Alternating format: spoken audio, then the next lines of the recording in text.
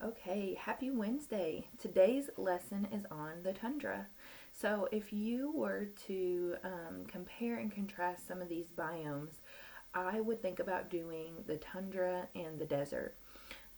They are extremely different, as one is extremely cold and the other is very warm and dry, but yet they have a lot of similarities. The fact that they both don't have a whole lot of plant growth, which means that they're not going to have a large animal population. They're pretty similar in the fact that they can thrive and exist and not have a lot of species that live there. So they're both pretty interesting biomes if you were to think about possibly doing a Venn diagram or a double bubble map. Okay, so if that's something that you're interested in and you want to do, by all means, go ahead and do that. Hopefully, most of you guys have your new choice boards. On Friday, my video will be on explaining my choice board activities, and so we're going to end ecosystems tomorrow. Okay, finishing up with the taiga.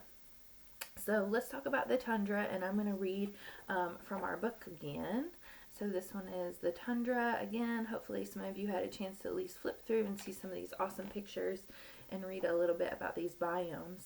So the tundra is very cold almost all the time. So the summers are very, very short, and they're not summers like we have. They get a little bit warm, just enough to thaw out some of the ground, just a few inches. So the tundra has something that we call permafrost, and that means that the ground is permanently frozen all the time. So when you have a frozen ground, it's really hard for plants to grow.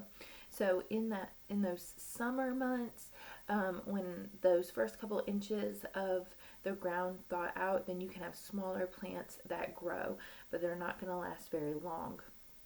So if you got to think about the type of animals that you're going to find in the tundra. Are they going to be mostly plant eaters or meat eaters when you don't have a whole lot of plant growth? Now, we do have some types of plants, like I said, that grow once that first layer is defrosted. But you can't have like trees, and we talked about this when we talked about like the grasslands. If you don't have good soil all the way down, then you can't have large plants that grow like trees. Okay, so if only the first couple of inches thaw out in the summer months here in the tundra, then you can't have large plant growth. Okay, or large plants in general. So we have a lot of moss. So different species of moss, different populations of moss. You have a bearberry, so you might want to look that up. And I found a lot of this on that blueplanetbiome.com, so make sure you're still going to that and checking it out. Different types of animals you might find: polar bears, caribou. Let's see, what else do I have? Oh, the snowshoe rabbit. And think about the way that they look and why they might look that way. It's for a reason. So if you go on Blue Planet Biome and you look up some of these animals and you check out maybe their coloring, think about why they look that way. So it's not a mistake. It's not just random. They've adapted. It's adaptations. So that's one of those vocab words that we've also talked about in class. So be thinking about why they might look the way that they do here in the tundra. Precipitation. Now, I didn't put rain, I put precipitation, and we talked about what precipitation was when we talked about weather and the water cycle. So precipitation is anything that falls from clouds. So that could be rain, snow, sleet, or hail. So in this case, since we're in the tundra, it's probably mostly going to be snow. So they're only getting 6 to 10 inches a year of precipitation. So you have to think again, what do plants need to grow? Lots of sunlight. It's very cold here. That doesn't mean the sun's not out, but it needs lots of sunlight, warmth, water, and good soil. And this place doesn't have very many of those things.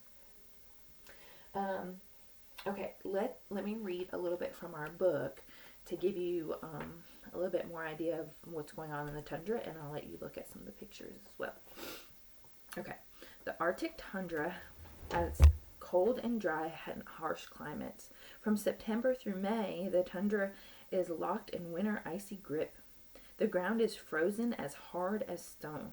Snow sweeps across the land, driven by howling winds.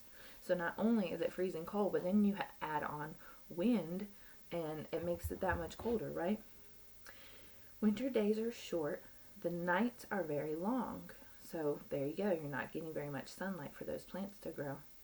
In the tundras far north, the sun doesn't come up at all in the midwinter. It is dark both day and night. That would be hard for us here, I think.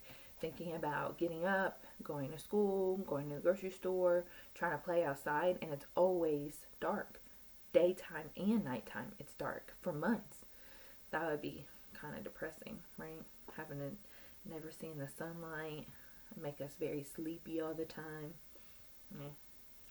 Tundra summers last just 3 months, from June through August, but summer days in the tundra are long and sunny. The sun shines both day and night, so those 3 months out of the year, you get daytime all the time, which sounds awesome, but it might be kind of hard to sleep when the sun's still out. You know, you feel like you should still be outside playing, but it's nighttime, so that's kind of weird too. The sun shines both day and night. Midnight is nearly as bright as noon. Here's just some.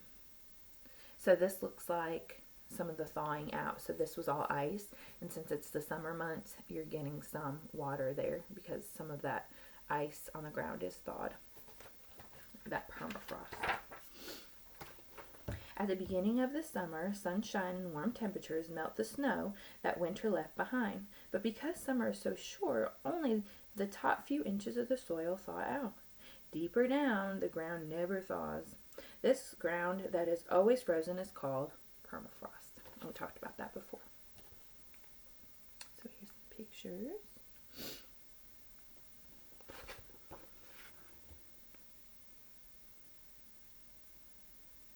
That looks like maybe some of that moss that we were talking about growing. In the early summer, the breeze is cool, but the sun is warm. Let's take a walk in the tundra.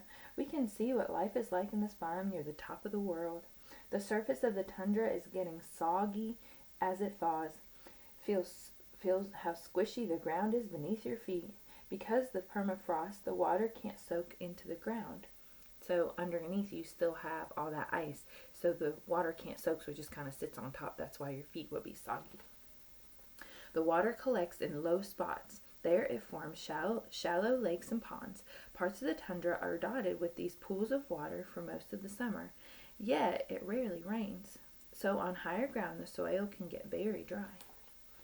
So here's some plant growth that we see once we get to thaw some of those first inches, those 3 months out of the year.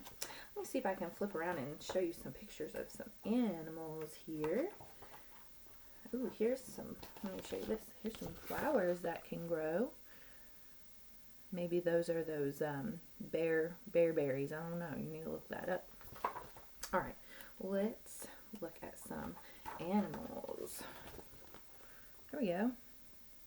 So we've got the rabbit, which we had in the desert too, so there's a similarity. They might be a different kind of species, but still a rabbit. There's those Arctic fox. Notice any similarities about them and what they look like? Let's see. Ooh, here's a good one of our polar bear. Basking in the sun. Sweet. All right. Let's see if I can find. And here's some caribou. Ooh, shadow. All right. Well, I hope you guys enjoyed talking and reading and listening about the tundra today.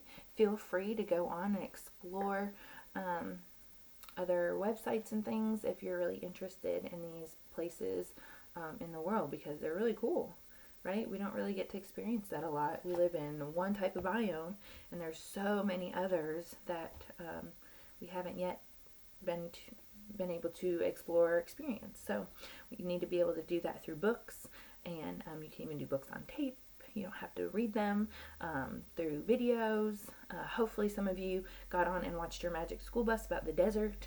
If you haven't yet, you have plenty of time. You have all summer to do that. So I hope you guys are enjoying this and enjoy your choice boards too. We try to do some fun activities on there for you. All right, I will see you tomorrow, and we will talk about the taiga.